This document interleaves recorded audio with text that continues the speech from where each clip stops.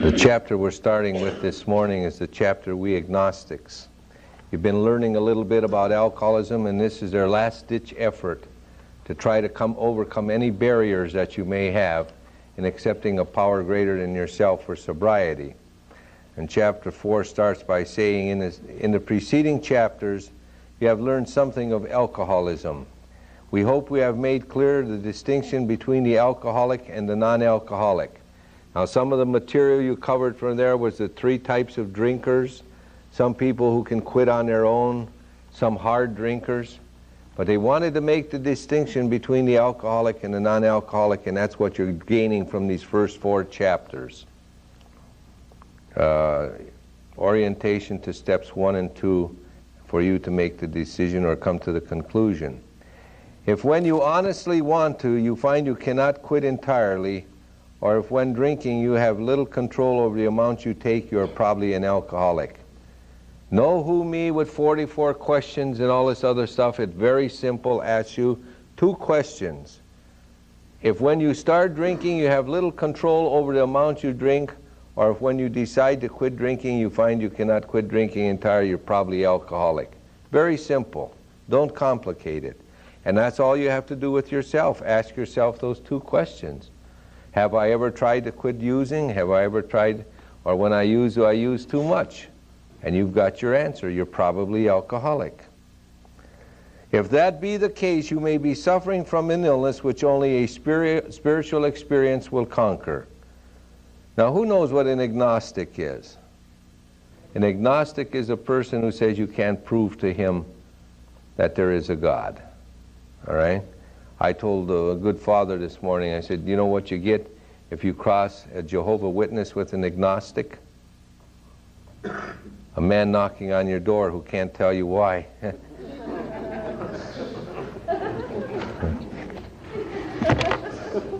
To one who feels he's an atheist or agnostic, such an experience seems impossible, but to continue as he is means disaster, especially if he's an alcoholic of the hopeless variety.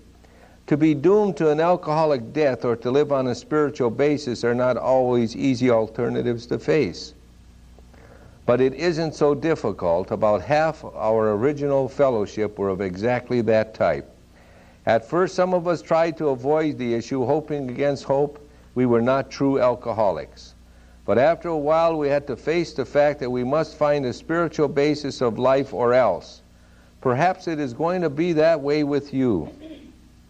But cheer up, something like half of us thought we were atheists or agnostics. Our experience shows that you need not be disconcerted.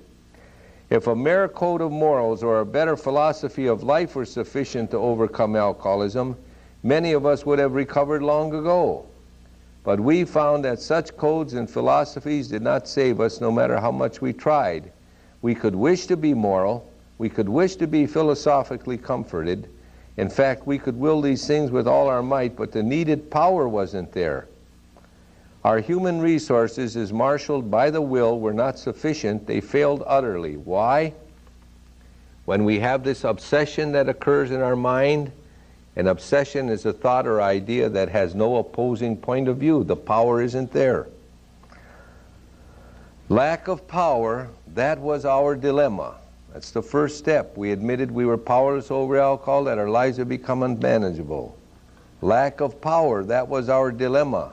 We had to find a power by which we could live, and it had to be a power greater than ourselves. Obviously, but where and how were we to find this power? There's your question. See the question mark? I told you yesterday that whenever you want to know what you're reading in this book, look at the questions that are asked. Put the question down on a page, and then you'll see that the material is answering the question.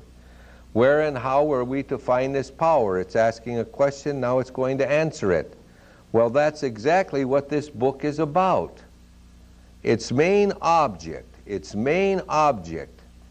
to enable you to find a power greater than yourself which will solve your problem.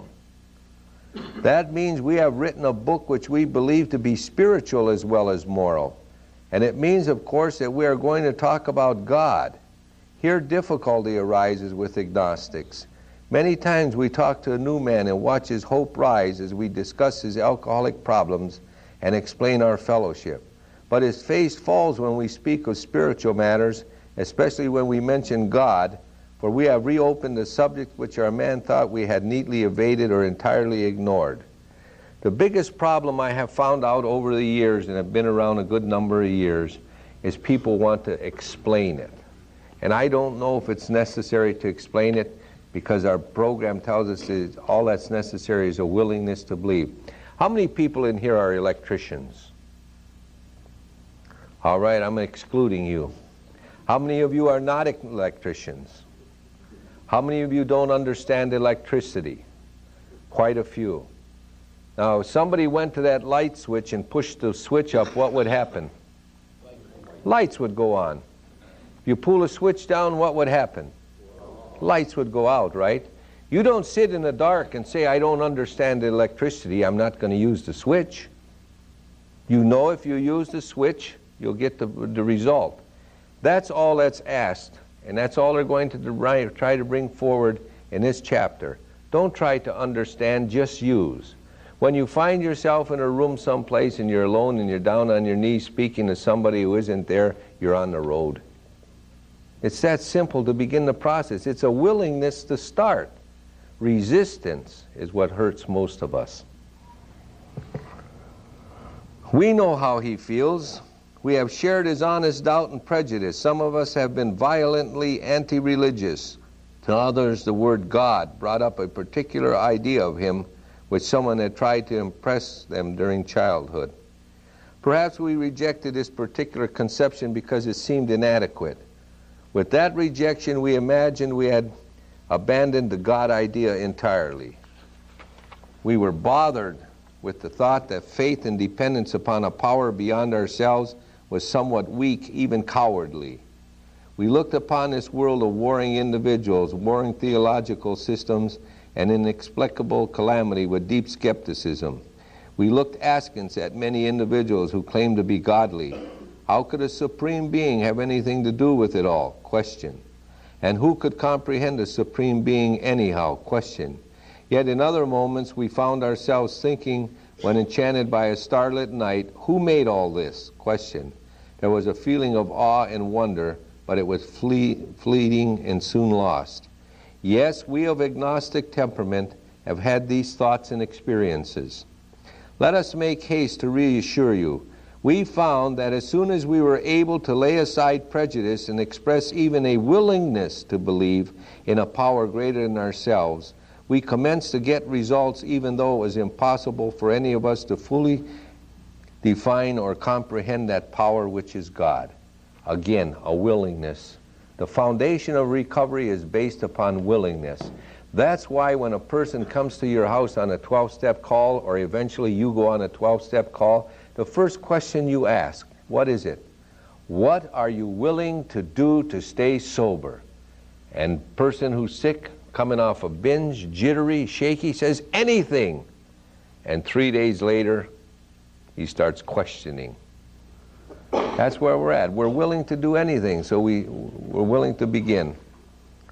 Much to our relief, we discovered that we did not need to consider another's conception of God. Our own conception, however inadequate, was sufficient to make the approach and to effect the contact with him. As soon as we admitted the possible existence of a creative intelligence, a spirit of the universe underlying the totality of things, we began to be possessed of a new sense of power and direction, provided we took other simple steps. We found that God does not make too hard terms with those who seek him. To us, the realm of spirit is broad, roomy, all-inclusive, never exclusive or forbidding to those who earnestly seek. It is open, we believe, to all men. And we're going to be covering that in the next chapter a little more thoroughly.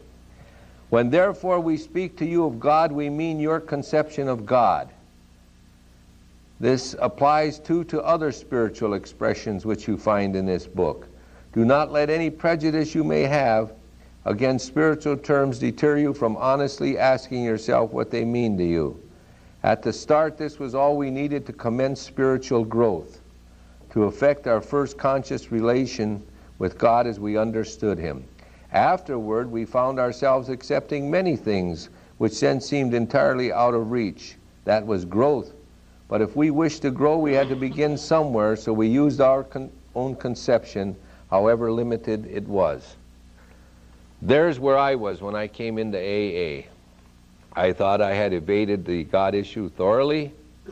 I had nothing to do with it. I ran around with a group of AAs who rejected it. I blamed all my problems on the church and religion. And for me to be standing here speaking to you, saying what I am saying today is miraculous indeed. When you go to an AA meeting and you're listening to a speaker, just listen. Listen to the progress in their own lives, and you'll see it's all based on willingness. Okay? Listen to the changes in their lives. We needed to ask ourselves but one short question. Here's the one short question we have to ask ourselves. Do I now believe, or am I even willing to believe, that there is a power greater than myself?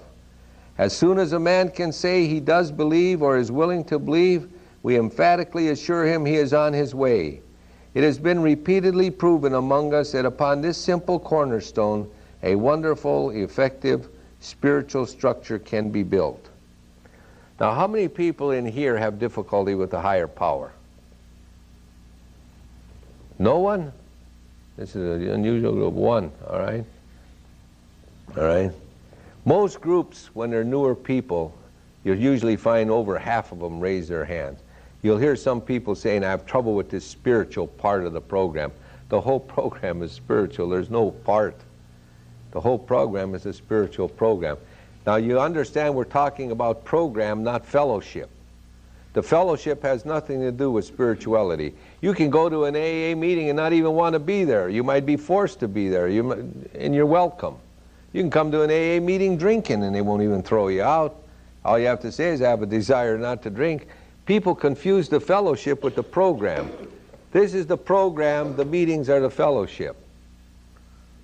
All right? If you have drugs or alcohol in your life, you already have a higher power. See? What got you here? You didn't get down on your knees and say, I want to go spend 4 days with Finley. A power greater than yourself is working, alcohol and drugs, because your life is being affected. What you have is a negative power that's wiping you out. All this program is asking of you is transfer it to a positive power that'll make your life better. That's all it's asking. Get rid of the one that's killing you and get one that's going to make you live, help you live. This is great news to us, for we had assumed we could not make use of spiritual principles unless we accepted many things on faith which seemed difficult to believe. When people presented us with spiritual approaches, how frequently did we all say, I wish I had what that man has. I'm sure it would work if I could only believe as he believes. But I cannot accept as surely true the many articles of faith which are so plain to him. So it was comforting to learn that we could commence at a simpler level. Beside a seeming inability to accept much on faith, we often found ourselves handicapped by obstinacy. That's where most of us are. Sensitiveness and unreasoning prejudice. Many of us have been so touchy that even casual reference to spiritual things made us bristle with antagonism. This sort of thinking had to be abandoned. Though some of us resisted, we found no great difficulty in casting aside such feelings. Faced with alcoholic destruction, we soon became as open-minded on spiritual matters as we had tried to be on other questions. In this respect, alcohol was a great persuader. It finally beat us into a state of reasonableness. Sometimes this was a tedious process. We hope no one else will be prejudiced for as long as some of us were. The reader may still ask why he should believe in a power greater than himself. We think there are good reasons. Let us look at some of them. Now here come some of the reasons why they believe we should believe in a higher power, and this is going to be exemplified in the fellowship. This is what I'm telling you to do. Look at the fellowship. Look at the people right here in this room. What else besides something greater than themselves could have gotten this group together? Look where we all come from. Never would you have had the opportunity to meet me had it not been for your addiction. How wonderful. Have something to thank God for right now. The reader may still ask, or we read that, The practical individual of today is a stickler for facts and results. Nevertheless, the 20th century readily accepts theories of all kinds, provided they are firmly grounded in fact. We have numerous theories, for example, about electricity. Everybody believes them without a murmur of doubt. Why this ready acceptance? Simply because it is impossible to explain what we see, feel, direct, and use without a reasonable assumption as a starting point. Everybody nowadays believes in scores of assumptions for which there is good evidence but no perfect visual proof.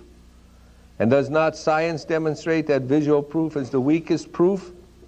It is being constantly revealed as mankind studies the material world that outward appearances are not inward reality at all. Here's an illustration. The prosaic steel girder is a mass of electrons whirling around each other at incredible speed. These tiny bodies are governed by precise laws, and these laws hold true throughout the material world. Science tells us so. We have no reason to doubt it. When, however, the perfectly logical assumption is suggested that underneath the material world and life as we see it, there is an all-powerful guiding creative intelligence, right there our perverse streak comes to the surface, and we laboriously set out to convince ourselves it isn't so.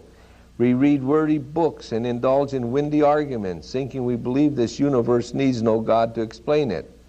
Were our correct contentions true, it would follow that life originated out of nothing, means nothing, and proceeds nowhere.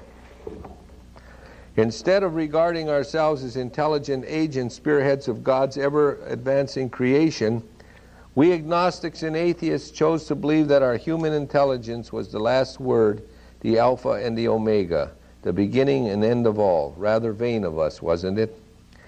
We who have traveled this dubious path beg you to lay aside prejudice even against organized religion. We have learned that whatever the human frailties of various faiths may be, those faiths have given purpose and direction to millions. People of faith have a logical idea of what life is all about. Actually, we used to have no reasonable conception whatever. We used to amuse ourselves by cynically dissecting spiritual beliefs and practices when we might have observed that many spiritually minded persons of all races, colors, and creeds were demonstrating the degree of stability, happiness, and usefulness which we should have sought ourselves.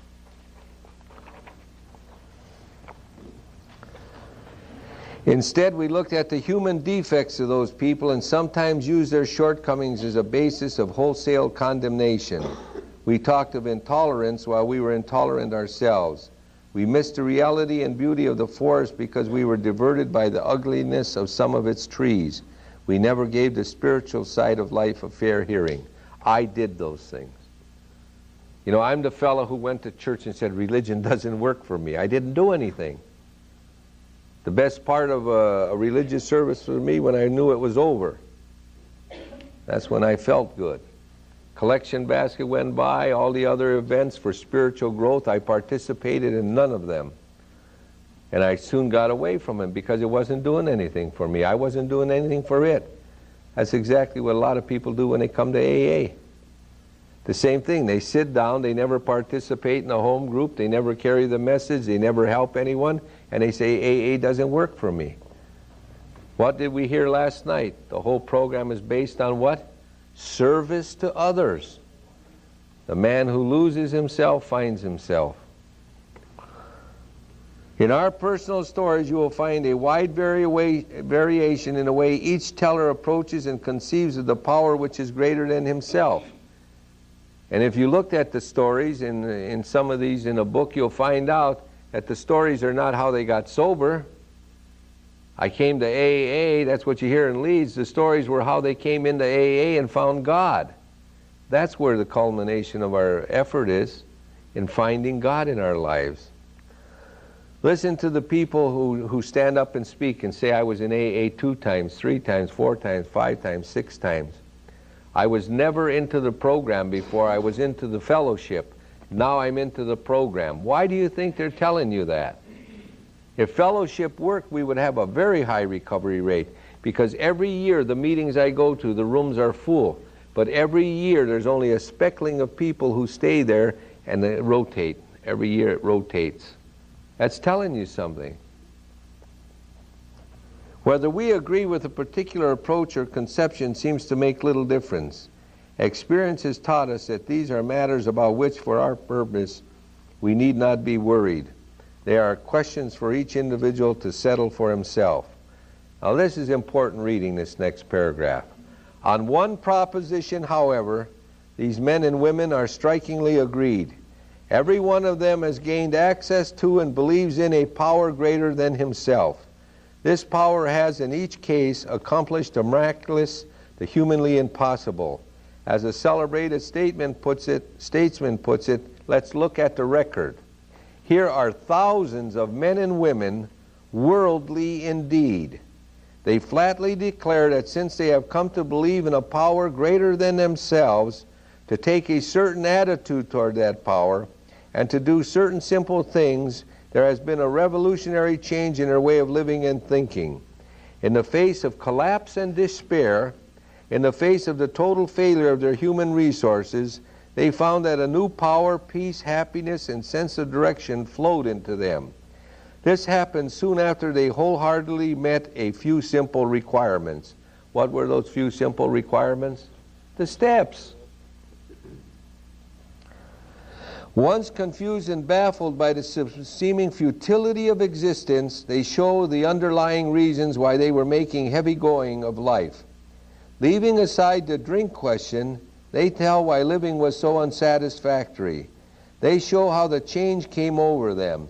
When many hundreds of people are able to say that the consciousness of the presence of God is today the most important fact of their lives, they present a powerful reason why one should have faith. Now, you know, when I recovered as an alcoholic or an addict, we have to be different. We're always going to revolutionize everything. You ever notice that? Put a new man in a meeting and see how many changes he wants to make in a meeting. Been going for 25 years a certain way. He comes in, it's not going right. He's going to make changes, all right? My family was Catholic. So religion can't be too good because it didn't work for me, and being a Catholic, especially the Catholic religion. So I joined various other religions. I was going to find something better than they had. And I keep telling them, well, you know, that's all right for you, but I need something a little better. And I got into some of the occults. Oh, I'm telling you, don't ever get into those. I got one, the initiation, they put 2 candles in front of a mirror, put the lights out, and block the window up so no light comes in. It has to be pitch dark. And I lit them 2 candles, and they gave me some chants to go through. And I had to look in the mirror while I was chanting into my eyeballs. And after about 4 or 5 minutes, there were things that started occurring in that mirror. I shut those candles off, put the light switch on, and I started going to church with the family. You know, some of us are hard-nosed. We're always looking for something different. Be careful. This world of ours has made more material progress in the last century than in all the millenniums which went before. Almost everyone knows the reason. Students of ancient history tell us that the intellect of men in those days was equal to the best of today. Yet in ancient times, material progress was painfully slow. The spirit of modern scientific inquiry, research, and invention was almost unknown. In the realm of the material, men's minds were fettered by superstition, tradition, and all sorts of fixed ideas. Some of the contemporaries of Columbus thought a round earth preposterous. Others came near putting Galileo to death for his astronomical heresies. We asked ourselves this: are not some of us just as biased and unreasonable about the realm of the spirit as were the ancients about the realm of the material? Even in the present century, American newspapers were afraid to print an account of the Wright brothers' first successful flight at Kitty Hawk. Had not all efforts at flight failed before? Did not Professor Langley's flying machine go to the bottom of the Potomac River? Was it not true that the best mathematical minds had proved men could never fly? Had not people said God had reserved the privilege to the birds? Only 30 years later, the conquest of the air was almost an old story, and airplane travel was in full swing. But in most fields, our generations have witnessed complete liberation of our thinking. Show any longshoreman a Sunday supplement describing a proposal to explore the moon by means of a rocket, and he will say, I'll bet they do it, maybe not so long either, and we have. Is not our age characterized by the ease with which we discard old ideas for new, by the complete readiness with which we throw away the theory or gadget which does not work for something new which does? We had to ask ourselves why we shouldn't apply to our human problems the same readiness to change our point of view. We were having trouble with personal relationships. We couldn't control our emotional natures. We were prey to misery and depression. We couldn't make a living. We had a feeling of uselessness. We were full of fear. We were unhappy. We couldn't seem to be a real help to other people. Was not a basic solution to these bedevilments more important than whether we should see newsreels of lunar flight or not? Of course it was. What did I just cover in that paragraph? The opposite of the promises. Look to page 83. If those things are dilemmas, and it says, if we are painstaking about this phase of our development, we will be amazed before we're halfway through. We're going to know a new freedom and a new happiness. We will not regret the past, nor wish to shut the door on it. We will comprehend the word serenity, and we will know peace. No matter how far down the scale we have gone, we will see how our experience can benefit others. That feeling of uselessness and self-pity will disappear. We will lose interest in selfish things and gain interest in our fellows. Self-seeking will slip away. Our whole attitude and outlook upon life will change. Fear of people and of economic insecurity will leave us. We'll intuitively know how to handle situations that used to baffle us. We are suddenly realizing that God is doing for us what we could not do for ourselves. Whenever you have a condition that exists, you're going to find out later in the program this thing will remedy it by going through the steps. That's why it's important to read our material and understand what we're reading. When we saw others solve their problems by a simple reliance upon the Spirit of the universe, we had to stop doubting the power of God. Our ideas did not work, but the God idea did. The Wright brothers' almost childish faith that they could build a machine which would fly was the mainspring of their accomplishment. Without that, nothing could have happened. We agnostics and atheists were sticking to the idea that self-sufficiency would solve our problems. When others showed us that God's sufficiency worked with them, we began to feel like those who had insisted the Wrights could never fly.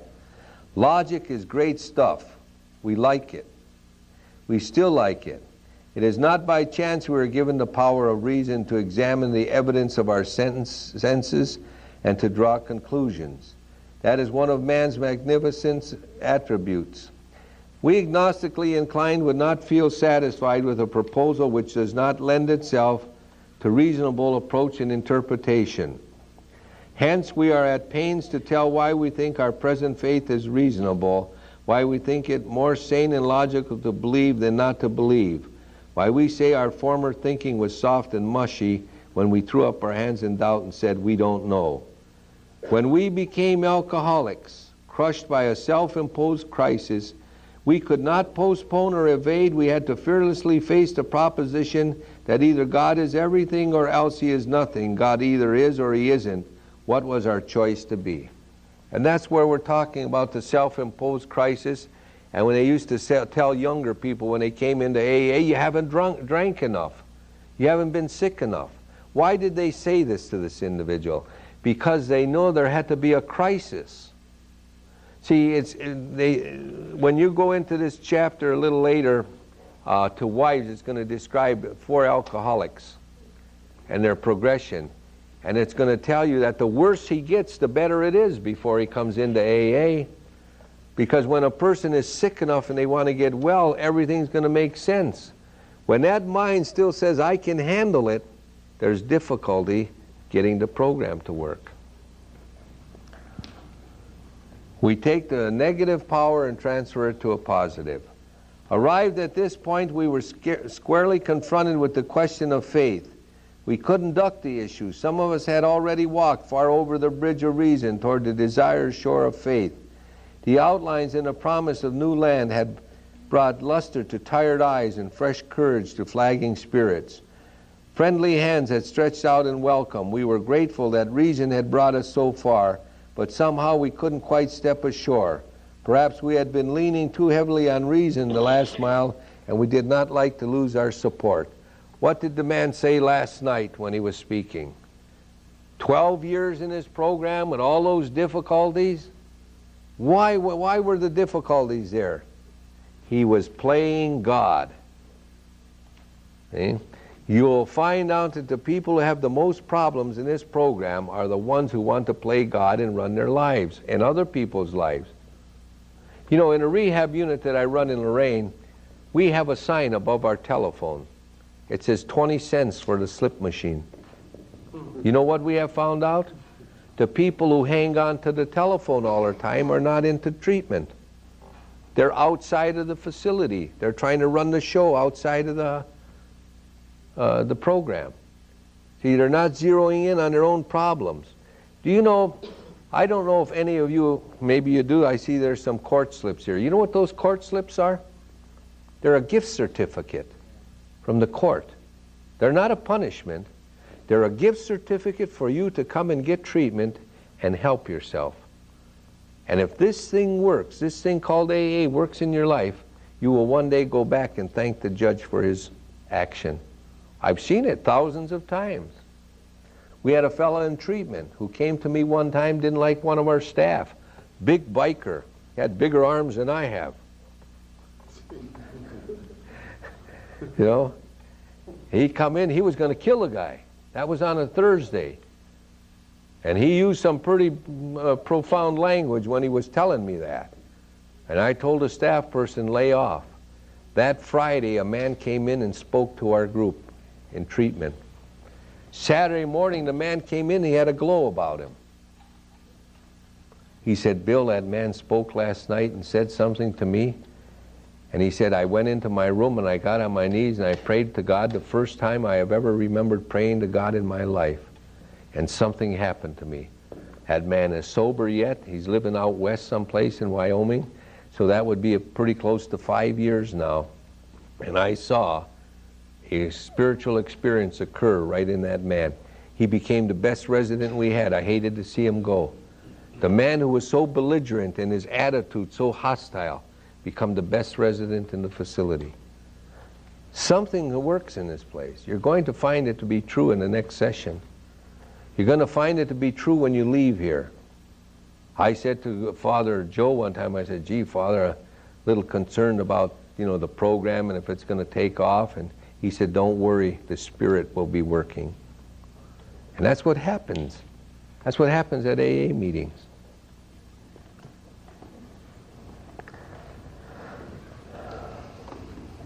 That was natural, but let us think a little more closely. Without knowing it, had we not been brought to where we stood by a certain kind of faith?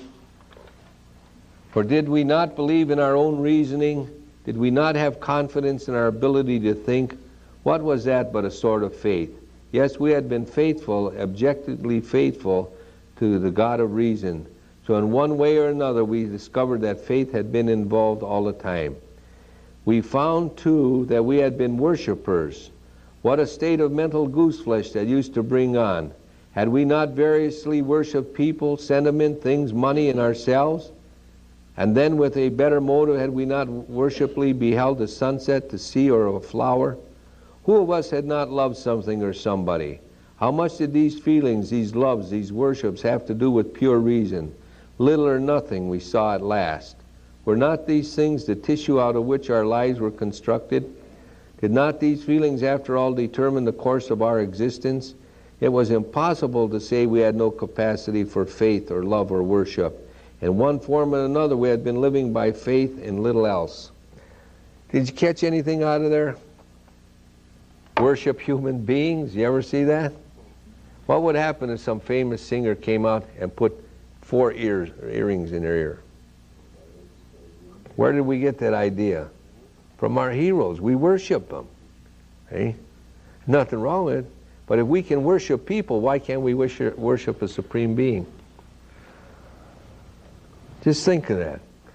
You know, when I went to school, we used to wear white buck shoes and belts. I hated them. Felt like a traffic cop wherever I went. But I wore it. Why? Because everybody else did. When you understand that people have an influence on us, you understand what they mean in AA when they say if you want to stay dry, stay where? Dry places. You can tell a person who uses by the company he chooses. They have an influence on us. Stay with people who are trying to stay sober and your chances increase.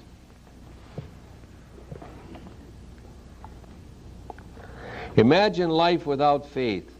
Were nothing left but pure reason, it wouldn't be life. But we believed in life, of course we did. We could not prove life in the sense that you can prove a straight line is the shortest distance between 2 points, yet there it was. Could we still say the whole thing was nothing but a mass of electrons created out of nothing, meaning nothing, whirling on to the destiny of nothingness? Of course we couldn't. The electrons themselves seemed more intelligent than that, at least so the chemist said. Hence we saw that reason isn't everything. Neither is reason, as most of us use it, entirely dependable, though it emanate from our best minds. What about people who proved that man could never fly? Yet we had been seeing another kind of flight, a spiritual liberation from this world, people who rose above their problems. They said God made these things possible and we only smiled. We had seen spiritual release but liked to tell ourselves it wasn't true. And I have witnessed that in AA. I have watched people's lives transform by the simple reliance upon a power greater than themselves. And I've seen other people come in. Find the people who don't want to talk about God and spirituality in the program, and you'll see the ones creating the most confusion in the fellowship. They'll start condemning who comes here, why they're here, they shouldn't be here. They have found no inner satisfaction inside themselves. Actually, we're fooling ourselves, for deep down in every man, woman, and child is the fundamental idea of God. It may be obscured by calamity, by pomp, by worship, or of other things, but in some form or another it is there, for faith in a power greater than ourselves and miraculous demonstrations of that power in human lives are facts as old as man himself. We finally saw that faith in some kind of God was a part of our makeup, just as much as a feeling we have for a friend. Sometimes we had to search fearlessly, but he was there. He was as much a fact as we were. We found a great reality deep down within us. In the last analysis, it is only there that he may be found. It was so with us. We can only clear the ground a bit. If our testimony helps sweep away prejudice, enables you to think honestly, encourage you to search diligently within yourself, then if you wish, you can join us on the broad highway. With this attitude, you cannot fail. The consciousness of your belief is sure to come to you. In this book, you will read the experience of a man who thought he was an atheist. His story is so interesting that some of it should be told now. His change of heart was dramatic, convincing, and moving. Our friend was a minister's son. He attended church school where he became rebellious at what he thought an overdose of religious education. For years thereafter, he was dogged by trouble and frustration. Business failure, insanity, fatal illness, suicide. These calamities in his immediate family embittered and depressed him. Post-war disillusionment, even more serious alcoholism, impending mental and physical collapse brought him to the point of self-destruction. One night, when confined in a hospital, he was approached by an alcoholic who had known a spiritual experience. Our friend's gorge rose as he bitterly cried out, "If there is a God, he certainly hasn't done anything for me." But later, alone in his room, he asked himself this question: is it possible that all the religious people I have known are wrong? While pondering the answer, he felt as though he lived in hell. Then, like a thunderbolt, a great thought came. It crowded out all else. Who are you to say there is no God? This man recounts he tumbled out of bed to his knees. In a few seconds he was overwhelmed by conviction in the presence of God. It poured over and through him with the certainty and majesty of a great tide at flood. The barriers he had built through the years were swept away. He stood in the presence of infinite power and love. He had stepped from bridge to shore. For the first time he believed in conscious companionship with his Creator. Thus was our friend's cornerstone fixed in place. No later vicissitude has shaken it. His alcoholic problem was taken away. That very night years ago it disappeared. Save for a few brief moments of temptation, the thought of drink has never returned, and at such times a great revulsion has risen up in him. Seemingly he could not drink even if he would. God had restored his sanity. What's his sanity? To recognize we're alcoholic and we can't drink. God restores us to sanity. Alcohol is not a problem anymore. Do you know that if you read this at an AA group today, a lot of people would reject it? You're going to be fighting booze for the rest of your life, kid. That's what I was told. And I had another guy came in a rehab unit I ran in Cleveland, and he retired. And he said, could I come into morning sessions? I said, be glad to have you. He had about 33, 34 years sobriety. And every morning he started off the group, he said this to the fellas in treatment. And this thing called AA is going to be a grind, see? And you're going to be fighting booze the rest of your life, see?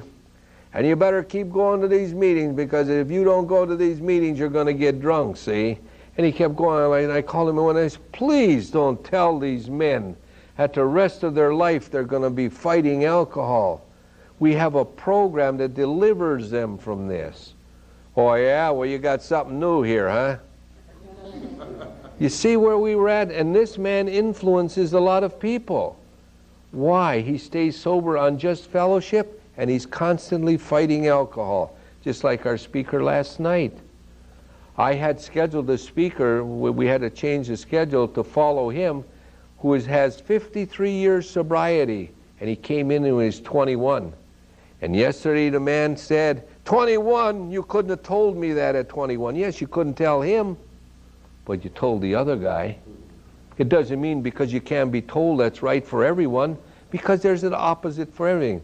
I am a believer that the sooner an individual gets the education as to what's wrong with him, the quicker he's going to recover.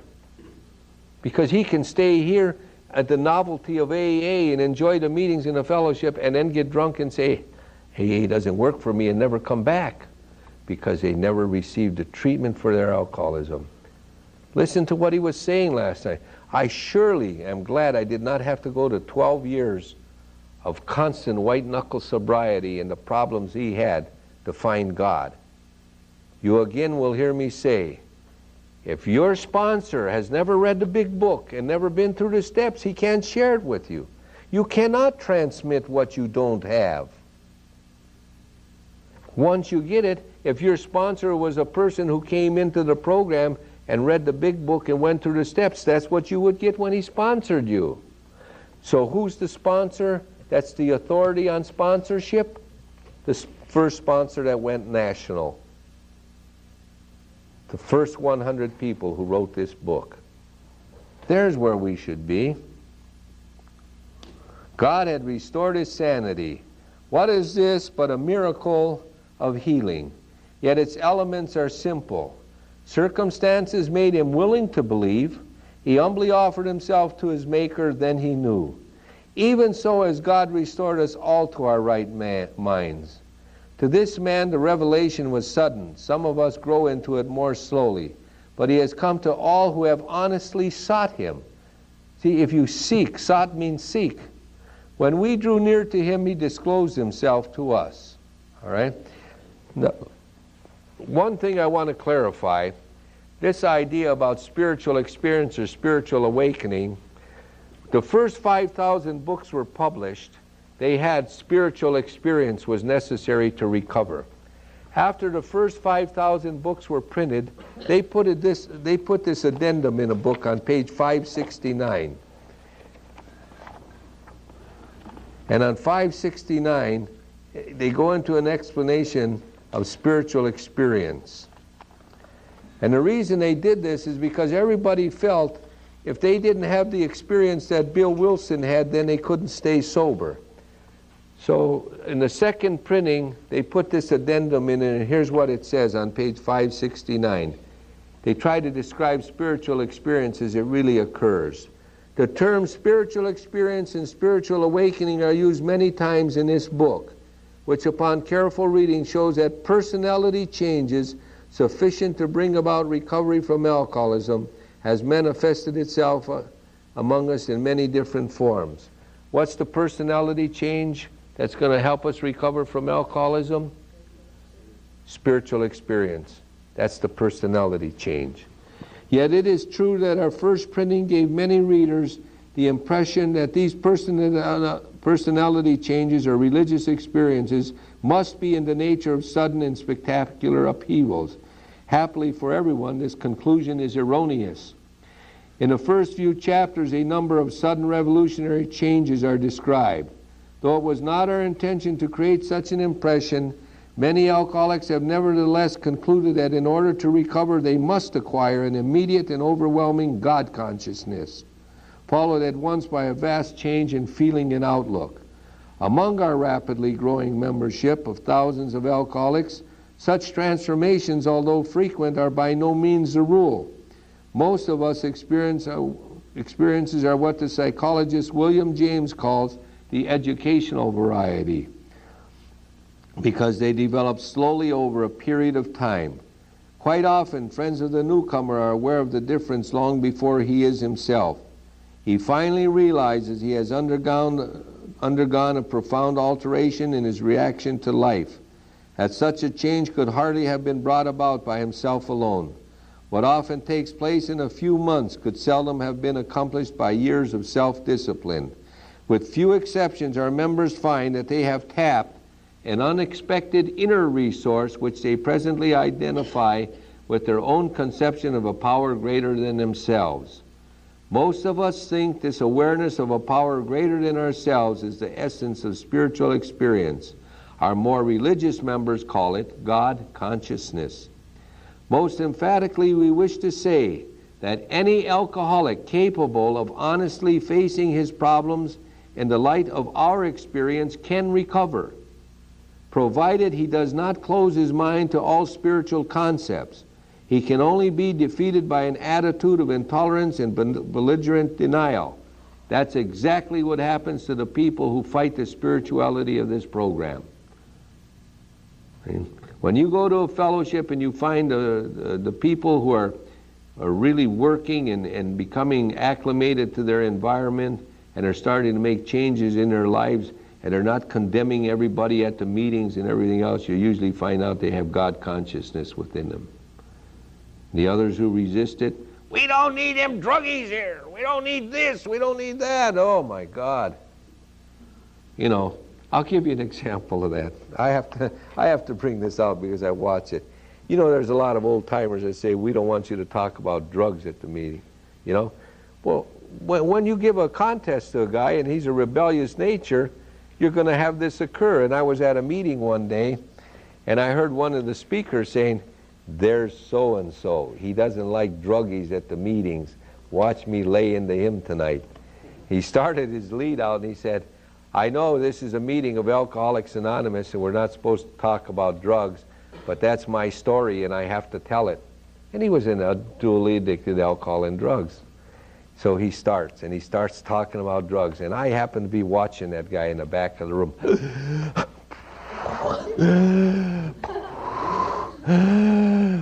And by the time the guy's lead was over at comment session, he'd come out there like a volcano. Raw, we don't need you druggies here. You're not doing anything. You're not doing anything. You're creating controversy in AA, but I'll tell you what will change that. If that guy would sponsor them guys and give them the program of AAs that's laid down in the steps, and just instead of a fellowship program, that man will eventually change and he won't have to worry about it, because once he has God consciousness in him, he won't want to be a rebel. That's what I have witnessed over the years. Not the guys who create issues in here. We have more people talking about the third step of AA. Third step isn't the most important step. If it was, it would have been first. The first step says our recovery depends upon AA unity. And anybody uses a wedge with the traditions to put a wedge in our unity isn't doing us any favors, creating controversy. Got that out, didn't I?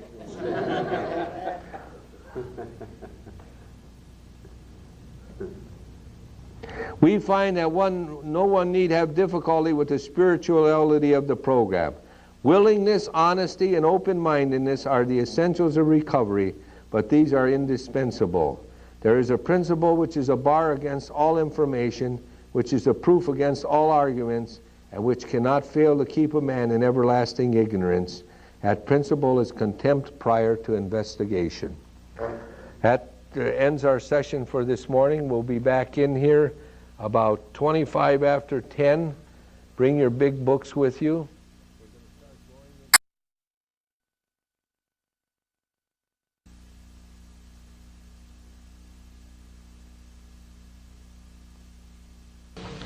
Now we're going into chapter 5, how it works. Rarely have we seen a person fail who has thoroughly followed our path. There's 2 points you want to bring out here. How it works. What is it? It is the program of recovery, the 12 steps of AA. And those who have thoroughly followed our path, the path of the founders, the 100 who were in the program when the book was published, that's the path. Not Joe's path, Helen's path, Mary's path, or a better path, but the path outlined in his book. You should underline that, our path. And the statement making that comes out now is those who do not recover are people who cannot or will not completely give themselves to this simple program, usually men and women who are constitutionally incapable of being honest with themselves. You'll notice that when we started this project or this program, in the very beginning it said, the foundation of complete honesty, a willingness to do anything. People are willing when they're sick to agree to do anything, and then after they're sober or dry for a little while, then they start becoming a little more selective. My sponsor used to say, Bill, any food is good when the belly is lean, but after the wrinkles are taken out, then we become a little more selective. And I believe that's what happens to these people who come into the program and don't want to give themselves entirely to the recovery process. There are such unfortunates, and the founders say that they're unfortunate if the people believe that way. They are not at fault. They seem to have been born that way. Early in childhood, you can see some people who are just honed to nothing more than self-will. And we know that the program that's suggested here is that you get rid of self-will and you start accepting God's will. They are naturally incapable of grasping and developing a manner of living which demands rigorous honesty. Rigorous honesty. That means we have to be honest in all our affairs. Their chances are less than average. There are those too who suffer from grave emotional and mental disorders, but many of them do recover. They have the capacity to be honest. Because you have a psychological disorder doesn't mean you have to be dishonest. You can have a psychological disorder and become honest, and this program will work. Now, what you have to be careful of in this program are the egomaniacs.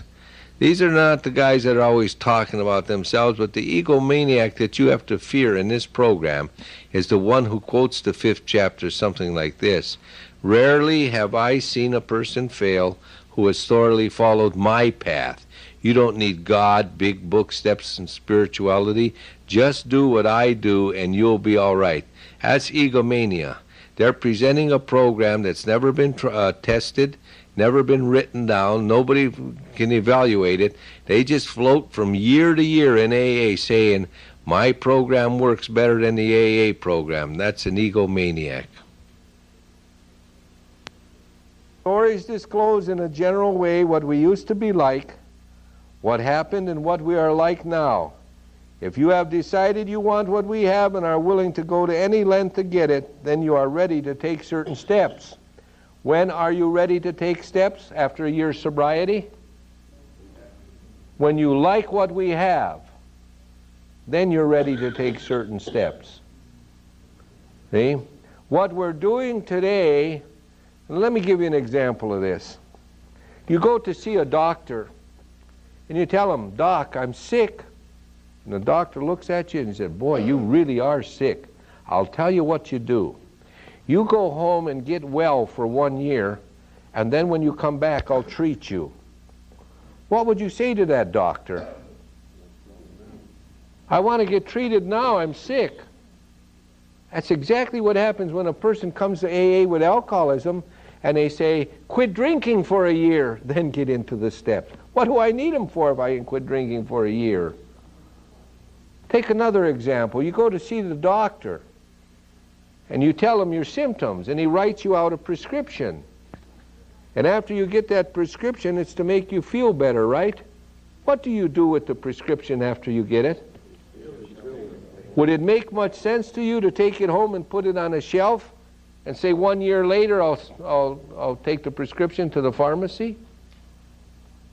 That's how ridiculous some of the ideas that are coming into the program are. Get well to follow the prescription. I don't need it then. Get well on the prescription. Again, a sponsor cannot transmit what he does not have. If all he has is the fellowship, he may be the most earnest man alive, believing what he's done because he has faith in his sponsor. He can only share what he has, and if he only has the fellowship, that's all you're going to get. At some of these, we balked. We thought we could find an easier, softer way, but we could not. With all the earnestness at our command, we beg of you to be fearless and thorough from when? The very start. Some of us have tried to hold on to our old ideas, and the result was nil until we let go absolutely. Remember that we deal with alcohol, cunning, baffling, powerful. Without help, it is too much for us, but there is one who has all power, that one is God. May you find him when? Now. Half measures availed us nothing. We stood at the turning point. We asked his protection and care with complete abandon. With complete abandon. In other words, what we're saying is we're abandoning our own ideas and we're going into the God concept. Right? We deal with alcohol, cunning, baffling, and powerful. Remember the peculiar, strange mental twist that precedes a relapse into drinking? How does that occur? Does your mind say, if I don't have a drink, I'm going to die? It plays games with us. It takes us into euphoric recall. We can always remember what good it does for us. One of the girls said here she has an earache, right? She wants to find something for her earache. When she finds out what takes care of her earache, every time she has it, she's going to use it, right? Every time I have this compulsion, this obsession to drink alcohol, because it's going to do something for me, I better find a substitute for it. How do you get tempted with alcohol? Let me give you an example out of my own case history. This is called disclosure. They tell me in the recovery professional counseling, you too much disclosure. I said, yeah, you're probably right. You know. But I was sober about 3 years, living home with Mommy. I was divorced, ex-convict, everything happened in my life. And at Easter time, we have a traditional Slovak breakfast. Ham, sausage, salads, baked rolls, and certain ethnic dishes. And my mother would be entertaining the family, and I would bring the dishes out and set them up on the table. And that way she could stay with the family. It was a little way of paying her back for all she put up with me. And every time I opened up the refrigerator the door, I would see the cans of beer in there. Never bothered me in the least. But this beautiful nose you see was worked on a few times. People readjusted it for me. And cartilage floats in here, and sometimes I talk like this when I can't breathe through my nose, and I'm supposed to get that cartilage cut out, but I suck air through my nostrils. And this is occurring shortly after this Easter breakfast, and I'm laying in bed and I'm sucking air through that nostril, trying to get air through there, and immediately my mind went to the refrigerator. And it went something like this: Bill, there is beer in the refrigerator. And the other side said, so what? Go get a can of beer. For what? For your nose. What does a can of beer have to do with your nose? You chug it. Yes. What happens when you chug beer? You create gas and must burp. Yes. Hold your hand over your mouth and burp out your nose. It'll open it up. Who else but an alcoholic would get those kind of... See, my mind never said go to the refrigerator, take a can of beer, and go to jail. I have to tell myself that. Go to the refrigerator and get a can of beer and you'll lose your job, It'll never say that to me. It always comes back euphorically, and I have to learn how to laugh that off. Those little temptations will come. You'll be able to work with that, but not when you have an obsession. I got drunk 2 times in here because of the obsession. Never treated it the way this program suggests. Here are the steps we took, which are suggested as a program of recovery. It doesn't say, here are the programs we suggest you take after years of sobriety. Doesn't say that. Doesn't say, here is this program, here are the steps we took after we were sober 5 years. It says, here are the steps we took. That means we took them. We did them, which are suggested as a program of recovery. We admitted we were powerless over alcohol, that our lives had become unmanageable. That's step 1, right? What's the next step, 2? Well, how come people say I could take the first part of the first step but not the second part? Anybody that's sitting in this room that's an alcoholic knows there's no 2 parts to the first step. If you don't think you're an alcoholic, you may play around with that. But a real alcoholic sitting down there, you give me a drink and I'm like the fella I read about in the grapevine. Fella asked me one time, he said, how come you don't drink? I said, I wake up in spots. He said, spots? What kind of spots? I said, Denver, LA, Chicago.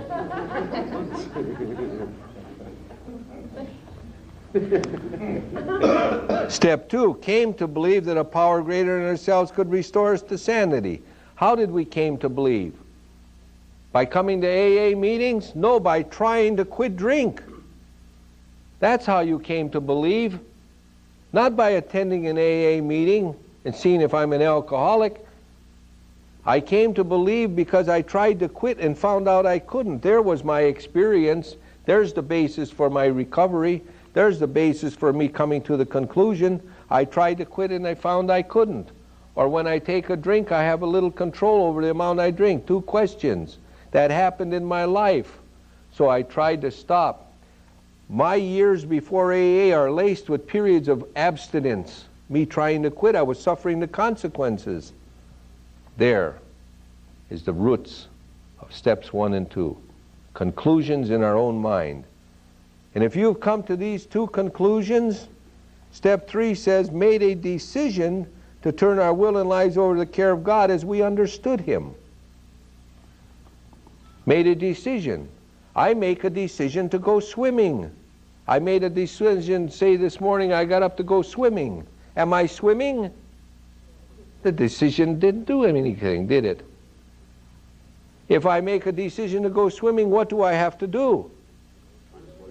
I have to put on my swimming trunks unless I'm going skinny dipping. All right? I have to get in a vehicle and I have to go to some place that they have water and I must dive into the water. Otherwise the decision is to no avail. I could make the decision every day and never go swimming.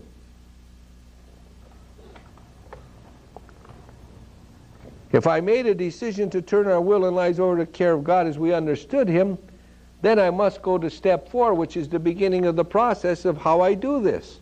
After I make the decision, the rest of this is to determine how I go about following through with it. 4, made a searching and fearless moral inventory of ourselves. 5, admitted to God, to ourselves, and to another human being the exact nature of our wrongs. Does it say admitted to another human being the exact nature of our wrongs? What does it say? Read that to me, somebody. That's 1 time, right? Go ahead. To ourselves, that's 2 times. Oh, 3 times I make the admission. How many people going through this program understand that there's a little bit more to a 5th step than just to one individual? I didn't know that till my sponsor came into my life. And people will ridicule you today if you go to the AA program. Why is it in there if it's not supposed to be? Because they found out there's some reason for us to go through this 3 times. Maybe you'll find out before the sessions are over. We're entirely ready to have God remove all these defects of character.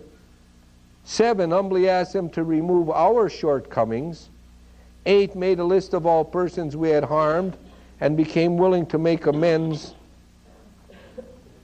to them all. 9, made direct amends to such people wherever possible, except when to do so would injure them or others. 10, continued to take personal inventory, and also, when we were wrong, promptly admitted it. So the 10th step tells me that what I started in the 4th, I continue doing. See? Continued to take personal inventory. Where did I start it? In the 4th? In other words, maybe I'm not going to do it perfectly the first time, so I have to continue it. And it gives me a second part also. I'm continuing what I started in the 4th. Also, when we were wrong, promptly admitted it. I'm doing something daily. Sought through prayer and meditation to improve our conscious contact with God as we understood Him, praying only for knowledge of His will for us and the power to carry that out. And 12, having had a spiritual awakening as a result of these steps. How do you have a spiritual awakening? By attending AA 365 days, perfect attendance for 1 year? It tells you in black and white how you have a spiritual awakening. As the result of these steps, we tried to carry these various messages. It says we tried to carry what kind of message? This message of a spiritual awakening. Keep it in context. We tried to carry this message of a spiritual awakening to alcoholics and to practice these principles. What are the principles? The steps in all our affairs. Those are the 12 steps. Now let me take it into a category that maybe some of you will understand a little better. There was a man eating in a restaurant one morning, and he was a businessman. And everybody that saw him said, "Hi, Joe, how are you doing?" "Fine, fine. How's business?" "Great. Really doing great." Now he said that several times in the morning to people in the restaurant. And while he was sitting in a restaurant, he came to a conclusion. He said, "My business is not successful. I'm going bankrupt. Why am I telling everyone my business is successful?" He's getting honest with himself. And he happened to be reading the newspaper, and he read in the newspaper an advertisement. And it said, "Business consultants available for failing businesses. Seek out our help." And he read that. And he came to the conclusion, well, if my business is failing, maybe I should call in a consultant. And he called up the company. What had he just done? Took step 1 and 2. The business consultant came over to his business office and he said, "Is your business failing? Do you need help?" And the man said, "Yes." He said, "Are you willing to turn your business over to me to run it for you?" He said, "Yes." What had the man just done? Step 3. And the man who took over the business says, "Now this is my first request of you. I want you to go to your warehouse and take inventory in that warehouse and find everything in there that's been losing money for you." And the man went and took an inventory. He said, "What should I do with it?" He said, "Let me read it. Tell me what's losing you money." What had he just done? Steps 4 and 5. And after that he said, "Now, you told me what's losing your money. Are you willing to have me remove all these bad business practices from your operation?" He said, "Yes." He said, "Then ask me to." What has he done? 6 and 7. And now the business consultant said, "I want you to go out and I want you to become willing to pay back all the people you've cheated in business. Are you willing to do that?" He said, "Yes." He said, "Then go out and pay them all back." He said, "But how?" He said, "Those that you cheated in numbers, if they ordered 50 parts, you only gave them 48, you'll pay them back." What has he just done? 8 and 9. And then he says, "What I want you to do now is continue your inventory every day." What's that? And the same practices. Then I want you to call me up on the telephone every day, tell me how you're doing, and let's see how your business is going. What's that? 11. After you do these first 11 propositions, your business is not only going to be a little more successful, but I am going to make you a consultant, and you are going to go out and help other businesses to readjust. What is that? Can you understand it in business? If a man had a failing business, why would he want to wait a year to find out why he's failing? Now put it in perspective. If my life is not going properly and I'm not happy with the way it is, I want some immediate service. This program will afford that opportunity to you. Now, many of us exclaimed, "What in order? I can't go through with it." Do not be discouraged. No one among us has been able to maintain anything like perfect adherence to these principles. We are not saints. Even I am not. Ask my wife. The point is that we are willing to grow along spiritual lines. In other words, these things are going to be practiced daily, and we're going to grow in effectiveness and understanding, right? The principles we have set down are guides to progress. The principles are referred to as what? The steps. Are guides to progress. We claim spiritual progress rather than spiritual perfection. Now here's what we were referring to last night. Our description of the alcoholic, that was right in the first chapters. The chapter to the agnostic, which we did this morning, and our personal adventures, that means the things that we have done. Before and after make clear three pertinent ideas. In other words, the first 4 chapters have made clear 3 pertinent ideas, 3 points to contemplate. Here's the first one. A, that we were alcoholic and could not manage our own lives. The second point is B, that probably no human power could have relieved our alcoholism, and I hear people saying, if it wasn't for my sponsor, I would never be sober today. That is a human power. C, that God could and would if he were sought. Where does my recovery come from? God could and would if he were sought. Now, what did Bill Wilson say about these 3 propositions? I have it here someplace. I'll read you what Bill Wilson said. Well, I don't even have to read it. I can recite it to you. Bill Wilson said this: if you had read the book this far and you do not agree with it, either reread the big book or throw it away. That's what he originally had in there, in his original manuscript. And I should read that show.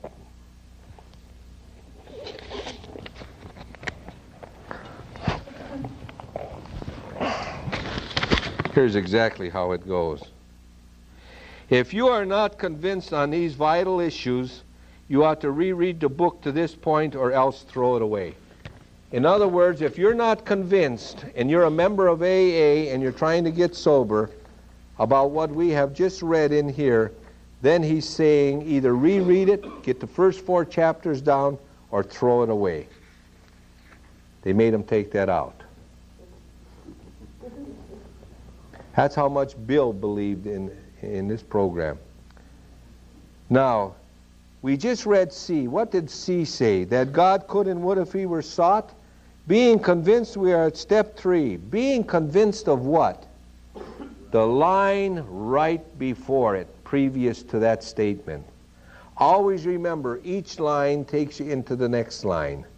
And whenever you want to compare what's being said, look at what was said before it.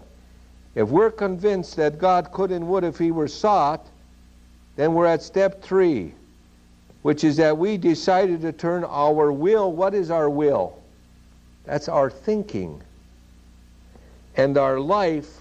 What is our life? Our actions.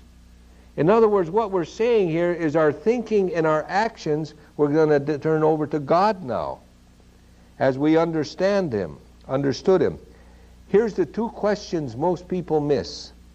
Just what do we mean by that, and just what do we do?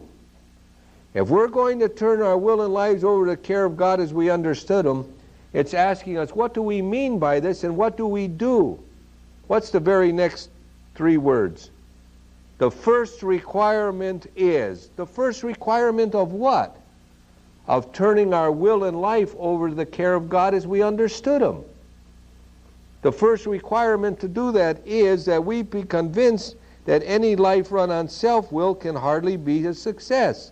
In other words, what we're saying is we're no longer going to determine the course of action. We're going to get a new director in our lives. We're going to become God-oriented. You see that? You see how it leads you from one line to the next? On that basis, we are almost always in collision with something or somebody, even though our motives are good. On what basis? A basis of a life convinced that we can run it on self-will. What did Milt say last night? You can't blame anything that happens into your life if God is not in your life, because you are God. You're determining the course of action. Once you get out of the driver's seat and let somebody else in there, then your life seems to be a little more controllable. Most people try to live by self-propulsion. Each person is like an actor who wants to run the whole show. It's forever trying to arrange the lights, the ballet, the scenery, and the rest of the players in his own way. If his arrangements would only stay put, if only people would do as he wished, the show would be great.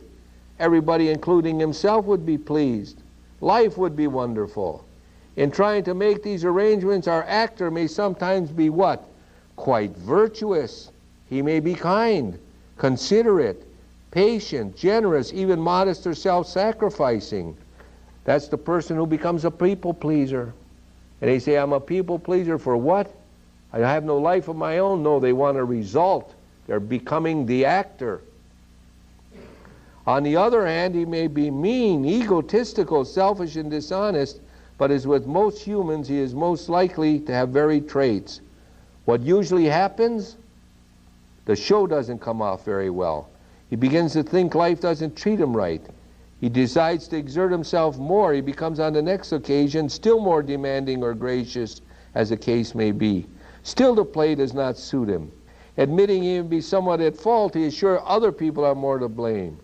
He becomes angry, indignant, self-pitying. What is his basic trouble? Question. Is he not really a self-seeker even when trying to be kind? Is he not a victim of the delusion he can wrest satisfaction and happiness out of this world if he only manages well? Is it not evident to all the rest of the players that these are the things he wants? And do not his actions make each one of them wish to retaliate, snatching all they can get out of the show? Is he not even in his best moments a producer of confusion rather than harmony? Our actor is self-centered, egocentric, as people like to call it nowadays.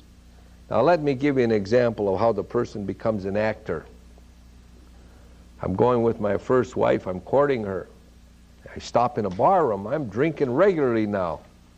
In a bar room, 18 years old. And I'm going to see the future wife's parents.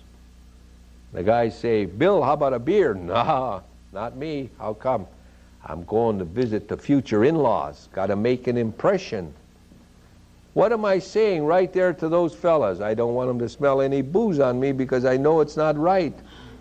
Get a box of candy, a bouquet of flowers, and about 4 or 5 Havana cigars. Why? That's the way we used to do it. I never heard of such a thing as the girl taking the man out. I wished I had. So I knock on the door, and she lets me in, and she says, Bill, I want you to meet my parents. And I say to them, oh, I have waited for this occasion. I've looked forward to it.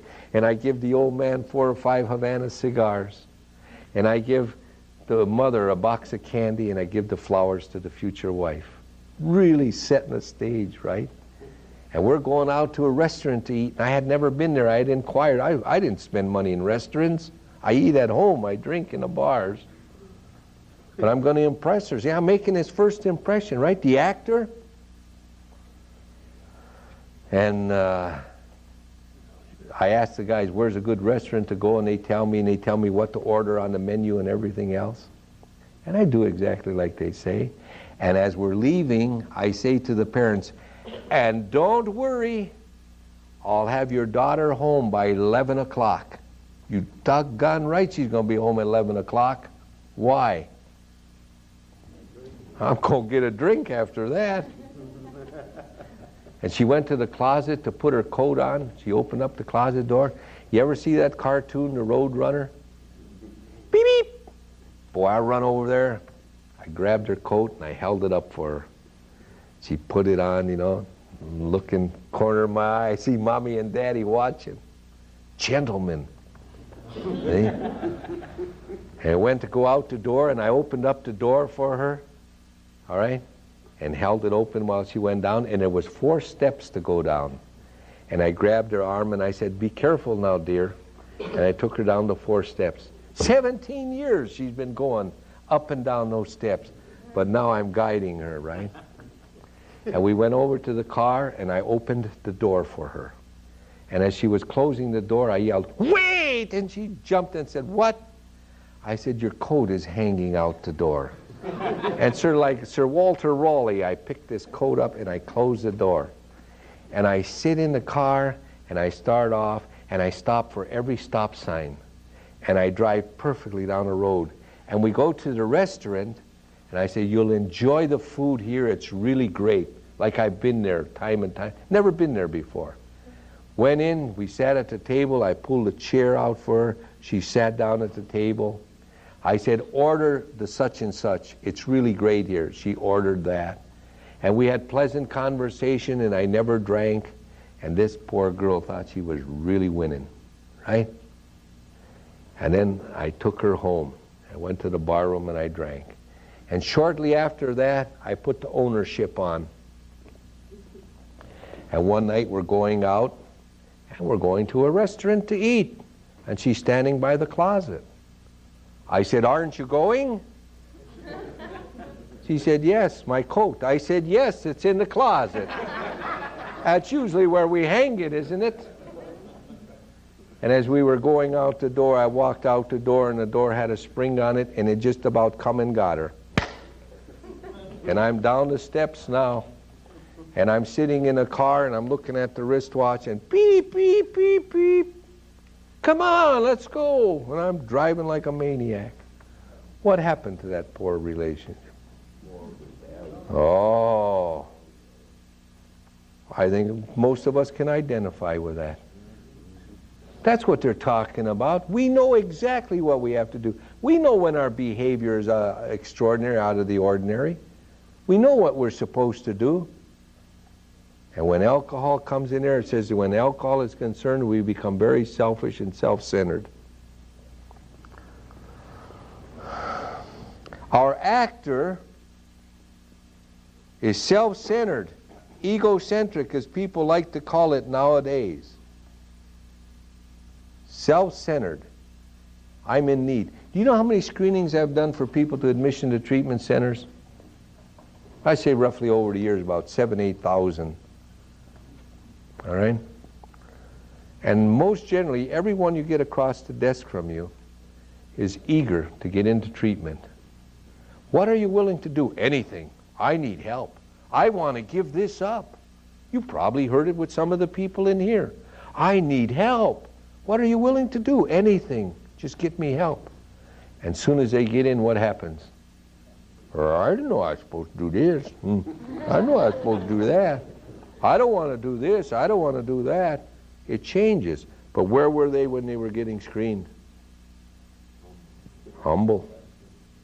They know what they have to do. See, we know what we're doing. He is like the retired businessman who lolls in the Florida sunshine in the winter, complaining of the sad state of the nation, the minister who sighs over the sins of the 20th century, politicians and reformers who are sure all would be utopia if the rest of the world would only behave, the outlaw safecracker who thinks society has wronged him, and the alcoholic who has lost all and is locked up. Whatever our protestations, are not most of us concerned with ourselves, our resentments, and our self-pity? You stay inside of you, that's where you're at. Do you know I happened to have a traffic charge on me and I had to go to prison. And while I was there for 28 months. And in those 28 months, I only met 2 guilty people. We have a very ineffective penal system. My wife came to visit me and I said, you know, I said, something's wrong with the state of Ohio. She said, why? I said, nobody's guilty.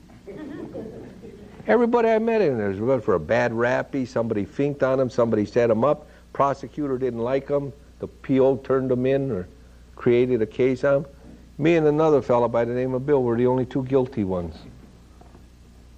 It's exactly what they're talking about. See? Other people, places, and things. Selfishness, self-centeredness, that we think is the root of our troubles. Why? Does selfishness, self-centeredness make me an alcoholic? No. What are we trying to do in the third step? We're making a decision to bring God into our lives, right? What keeps God out? Selfishness, self-centeredness. See? People, if you don't tie that in, you won't know what you're doing. You're making a decision to turn your will and life over to the care of God as we understood Him.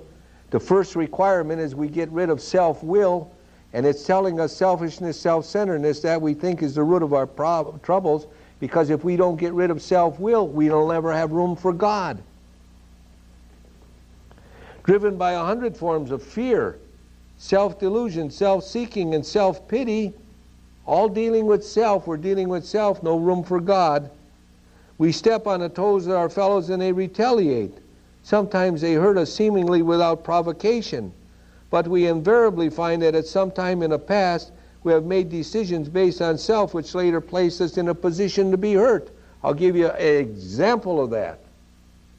I went to a meeting and a man who was sober about 12 years was sitting at the table, and I could see by his eyes that they were puffy and they were red, and he was ready to break out crying. And we'll call him Joe. And I said, Joe, what's wrong? Barely get it out, whimpering. My wife served me with divorce papers today. 12 years sober. Why? I could have told him why, but he was hurting enough. I didn't have to rub salt into the wounds.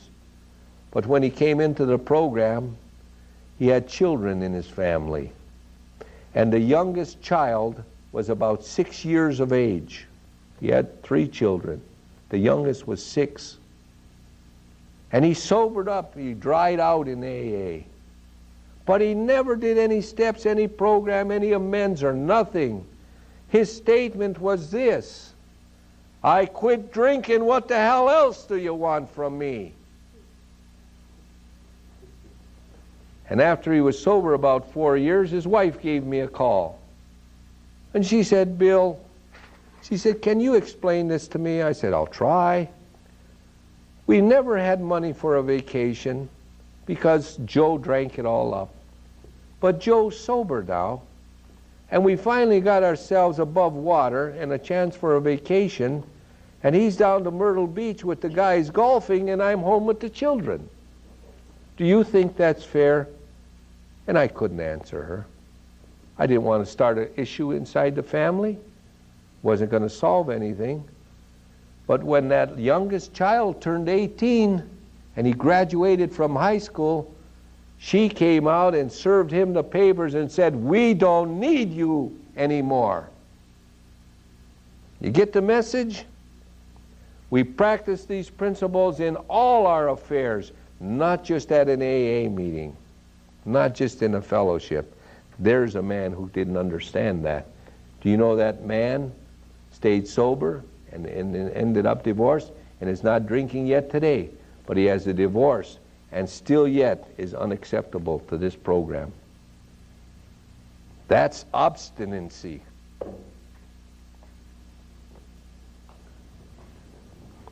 This is the how and why of it. First of all, we had to quit playing God. If I am God, I don't need a God. So I have to quit playing God. That's what I was telling you about guys in treatment on the telephone. Trying to run the family outside of the treatment center. Do it my way. I'm boss. I bring the paycheck home. Shut up. You got no voice. We got to quit playing God. It didn't work. Next, we decided that hereafter in this drama of life, God was going to be our director. If God's going to be our director, what does the director do? He guides you. He directs you. He is the principal. We are his agents. He is the Father, and we are his children. Most good ideas are simple, and this concept was the keystone of the new and triumphant arch through which we pass to freedom. What's a keystone in an arch? The stone right, like the arch is this way, the stone right. Right in the center that holds the whole arch together. What holds the whole arch together? A simple